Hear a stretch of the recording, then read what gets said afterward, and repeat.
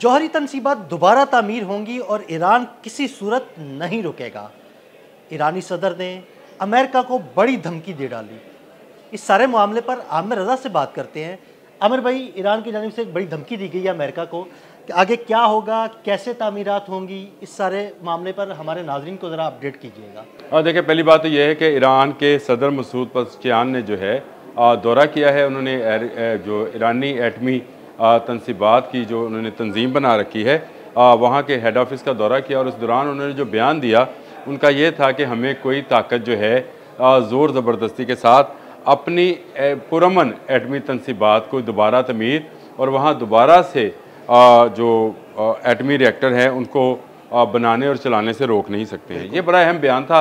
इसके बाद पूरे यूरोप में इस वक्त इस बयान को लेकर काफ़ी ले दे हो रही है। इसको अगर यही कहेंगे, मसलन वाशिंगटन पोस्ट कह रहा है तो ये तो सीधी सीधी धमकी है, और ये सीधी सीधी ऐसी बात है कि ईरान जो है दोबारा वो एटमी मवाद जो वो पहले से ही बना रहा था उसमें मज़ीद वो इस तरक्की करेगा, और आइंदा चलकर ये दोहरी छुरी है या दोहरा बयान है। अमेरिका इस पर क्या रद्दमल देगा? क्या ईरान ये कह रहा है कि वो दोबारा से एटमी हथियारों की तरफ जा रहा है, या ईरान ये बात कर रहा है कि वो पुरअमन तरीके के लिए एटमी जो तवानाई है उसको इस्तेमाल करेगा, जिसमें हेल्थ है, बिजली है, इस तरह की चीज़ें। तो उसने कहा कि अमेरिका के लिए बड़ा मुश्किल हो गया है। जो उसका असल तजिया जो यूरोपियन अखबारात इस वक्त अदील भाई कर रहे हैं वो ये कि ईरान बयक वक्त एक तरफ ये कह रहा है कि मुझे आलमी तन्हाई से निकालें, बिल्कुल, और और अगर आप आलमी तन्हाई से नहीं निकालेंगे तो फिर ये है एटम, ये एटमी तवानाई है और ये एटमी कुव्वत है जिसको वो दोबारा हासिल करेगा। ये बड़ा अहम पॉइंट है, क्योंकि ईरान इसराइल वार के दौरान अमेरिका ने अपने जो बम्बार भेजे थे वहाँ पर, और उन्होंने जो बम गिराए थे, उसके बाद ये दावा डोनाल्ड ट्रंप की तरफ से सामने आया था कि अब ईरान दोबारा शायद उस तरह से जो एटमी अपनी तनसीबात है उसको इस्तेमाल नहीं कर पाएगा, या उसको आमिर भाई, जो ईरान का मौक़िफ़ है ना, वो आपकी बात से मुझे भी इससे ही अंदाज़ा हो रहा है कि ईरान ये कह रहा है कि भाई एक तरफ तो आप जो हैं मुझे ये कहते हैं कि यूरेनियम अफसुदा ना करो, दूसरी जानिब पाबंदियाँ भी लगाई जा रहे हैं, तो भाई एक मामले की तरफ आए ना। यूरेनियम अफसुदा की जो लेवल है 94% जो है वहाँ तक तो ईरान चला गया था ना। वहाँ से तो आप एटमी वॉर हेड्स बनाने की तरफ चले जाते हैं, वहाँ तक चला गया था। उसके बाद बम्बारमेंट हुई, ईरान ने जो है जंग बंदी हुई, और ईरान ने जो है दोबारा इनको तमीर का कहा था। लेकिन अब एक ईरानी सदर की जानिब से, जो कि ममलकत के सरबराह हैं, उनकी तरफ से ये कहना कि वो दोबारा से इस पर काम करेंगे, दोबारा से बनाएंगे, तो दुनिया तो एक दफ़ा चौंकेगी। और चौंकेगी भी क्यों ना, क्योंकि अमेरिका और इसराइल गैर एटमी ईरान देखना चाहते हैं, यानी ऐसी न्यूक्लियर पावर, एक और इस्लामी न्यूक्लियर पावर जो है वो उनको हज़म नहीं होगी। लेकिन मसूद पज़ेश्कियान ने जो है एक ऐसी बात कह दी है जिसके बाद से अब वेला मचा हुआ है। अब अमेरिका की तरफ से ये बयान सामने आया है कि जो इंटरनेशनल एटॉमिक एजेंसी है उसके साथ ईरान तावन नहीं कर रहा है, और उसको मुकम्मल रसाई अभी भी नहीं दी जा रही है, ताकि एटमी तनसीबात जहाँ जहाँ पर हैं ईरान की हैं उनको देखा जाए कि क्या वहाँ यूरेनियम की अफसरदगी जो है वो उस लेवल पर तो नहीं हो रही जिससे आगे चलकर वो एटमी हथियार बना सकता है। तो इसकी इजाज़त ईरान ने आज के दिन तक नहीं दी है। बिल्कुल, अमेरिका ने जो हमला किया था उसमें ईरान का कितना बड़ा नुकसान हुआ था। देखें, किसी भी ऐसी तनसीबात के अगर आप एग्जास्ट को निशाना बनाएं, उसके गेट को निशाना बनाएं, तो ये तनसीबात को ही निशाना बनाना होता है। काम वहाँ पर रुक जाता है, बहुत सारी चीज़ों को दोबारा से चेक किया जाता है। लेकिन ये अमेरिका की तवक्कुआत के मुताबिक या इसराइल की तवक्कुआत के मुताबिक का नुकसान नहीं हुआ है।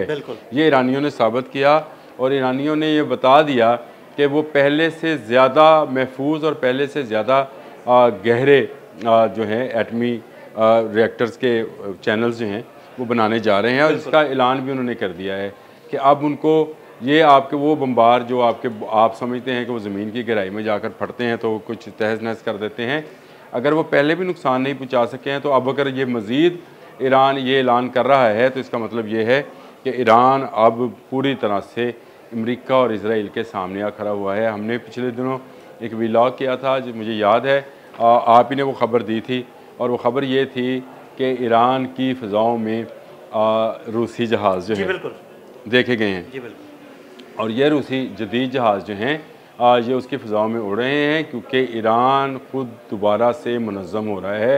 ईरान को एहसास हो गया कि एक अच्छी फ़िज़ाइया के बग़ैर आप मौजूदा जंगें नहीं जीत सकते, ख़ासकर एक ऐसे मुल्क के ख़िलाफ़ जो जिसकी सरहदें आपके साथ नहीं लगती है।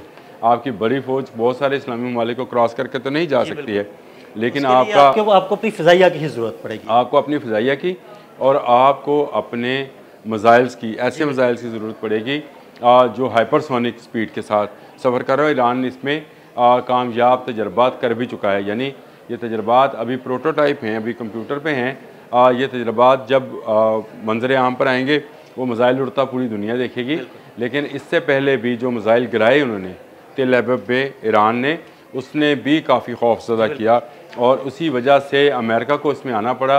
अमेरिका ने फिर वो एटमी तनसीबात पर हमला किया और अपने शहरियों की हिफाजत के लिए ईरान ने उनके साथ वक्ती जंगबंदी जो है वो कर दी थी। लेकिन इसके बाद अब दोबारा से मसूद पज़ेश्कियान का एक ऐसी एजेंसी का दौरा करना जो एटमी तनसीबात के हवाले से काम कर रही है और ईरान में एटमी तनसीबात को बढ़ावा दे रही है।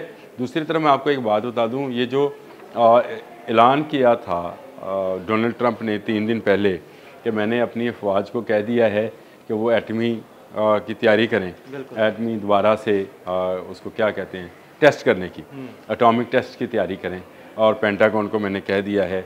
इसके बाद से 2 मुल्कों में सही मायनों में हलचल मची, एक रूस एक ईरान।